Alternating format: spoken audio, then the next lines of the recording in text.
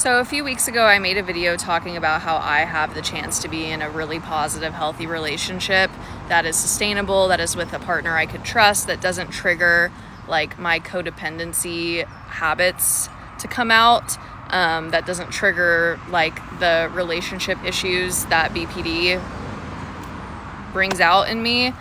And then like a week or 2 weeks later, I made a different video where I was like, I actually just want to be alone and I want to be single forever and like blah, blah, blah, blah, blah. Like I want to be able to do what I want and I like don't want to have to deal with a man and all of this stuff. And that is my disorganized attachment style just laid out on the internet. Literally just like splitting of like, oh, 1 week, yeah, I want to be with this person, I want to be in this healthy relationship, and then the next week being like, nope, just kidding, like I want to be able to do whatever I want.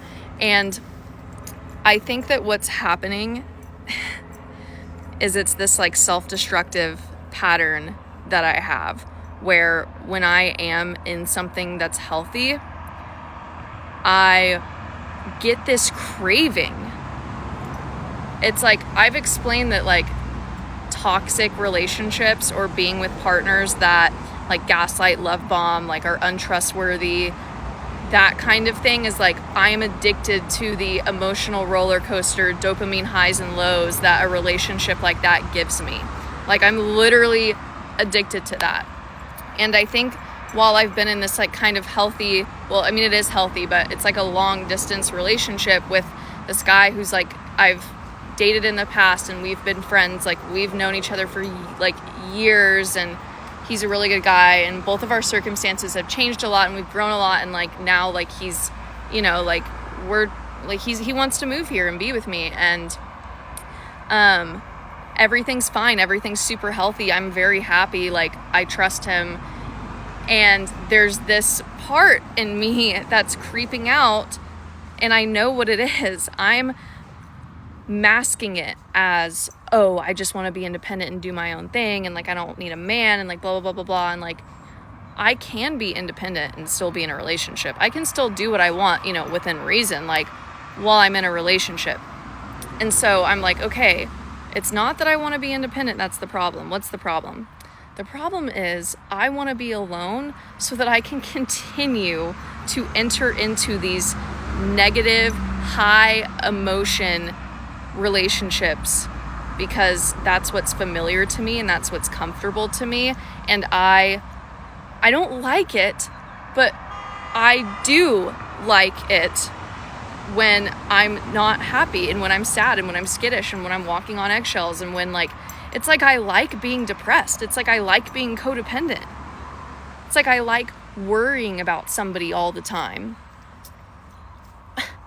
It's so annoying. And for like, yeah, a week I was like, yeah, I'm just going to be alone, and like I'm going to have to like break it off with this guy, and I'm going to have to tell him not to move here, and like blah, blah, blah, blah. Thankfully, I had a conversation with my dad my dad has never been the kind of person who has told me like, yes, go for it with a guy. My dad usually doesn't tell me anything when I talk to him about a guy, because he's very much so like, I'm going to let Shay make her own decisions, and if I don't have anything nice to say, I'm not going to say it at all. When I talked to my dad about the relationship with this person, he was like, it sounds like you know what the right thing is. And he was like, I think that this would be a healthy step forward for you, and I think it would show a lot of growth and maturity if you did pursue this relationship with this person. And that was kind of like, whoa. Because my dad, even though growing up and like even in recent years, I'm like, oh, my dad like doesn't know me at all, he doesn't know the real me. My dad fucking knows me, especially recently. We've gotten a lot closer as I've gotten older, and he's been there for me. Like he flew out here when I was in the hospital, and like he was like a big support for me, like when I was not doing well. So to hear him say like, Shay, this is what you need to do, this is the right move, I think it did, like, he really drove it home for me. And I was like, shit, like, yeah, because he told me, he was like, oh, you want to be independent? Why? Are you actually going to be independent? Because every time you say you want to be independent and you don't want to date, you end up in a relationship with a piece of shit. And he's right. Like in that brief week period where I was like, yeah, like I'm like, I don't want to talk to this guy anymore. Like I don't want to be in a relationship anymore. I was like, and this is like horrible for me to admit, but I was like actively like thinking of like seeking out dudes to hang out with. Like I downloaded a dating app, made an entire profile, and I deleted it. I deleted it right away. I didn't even swipe on anybody. I literally like went through all of these steps to make a dating profile, and then I immediately deleted it. But it's like, oh, if I really wanted to be alone, would I be doing that? Would I be like replying to people that I don't even like that much, like random guys that I've met out in Oregon that I've like hung out with a couple of times who like text me every now and then? Like, would I be replying to them? Would I be agreeing to like make plans with them if I really wanted to be alone? No. It is this like self-destructive craving that I have to get treated like shit. That is so like, it's just like, I want to use the word embarrassing, but it's not embarrassing because it's just like, I'm like finally, like I just need to make the right decision.